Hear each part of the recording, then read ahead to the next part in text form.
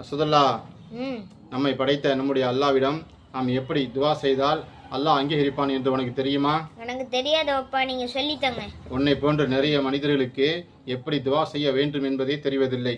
முதலில் நாம் தொழுதுவிட்டு இருகரம் ஏந்தி நம்முடைய எஜமானிடம் ஒரு அடிமை என்ற உணர்வோடு என்னுடைய ரஹ்மானே என்று அல்லாஹுடைய திருநாமங்களை கொண்டு அல்ஹம்துலில்லா, அல்லாஹு அக்பர், யா ரஹ்மான், யா ரஹீம் என்கின்ற அவனுடைய திருநாமங்களை கொண்டு அவனை புகழ்ந்துவிட்டு இரண்டாவதாக அல்லாஹுடைய தூதர் மீது அத்தஹியாத்தில் இருப்பில் ஓதக்கூடிய அல்லாஹும்ம ஸல்லி அலா முஹம்மதின் வ அலா ஆலி முஹம்மதின் கமா ஸல்லைத என்கின்ற இந்த ஸலவாத்தை ஓதி நாம் அல்லாஹ்விடம் நம்முடைய பிரார்த்தனையை நாம் கேட்க வேண்டும்.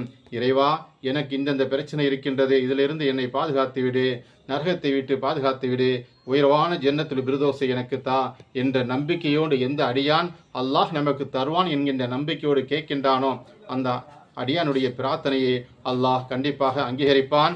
ஒரு விமானம் மிக விரைவாக பறந்து செல்வதற்கு ஒரு ஹெவியான இன்ஜின் தேவைப்படுகின்றது. அந்த இன்ஜின் மிக விரைவாக ஓடுவதற்கு தூய்மையான பவர்ஃபுல்லான பெட்ரோல் தேவைப்படுகின்றது. அதுபோலதான் நம்ம அல்லாஹுவை புகழ்ந்து அல்லாஹ்வுடைய தூதர் மீது ஸலவாத்து கூறி நாம் கேட்கக்கூடிய துவாவானது மிக விரைவாக அல்லாஹ்விடம் சென்றடையும்.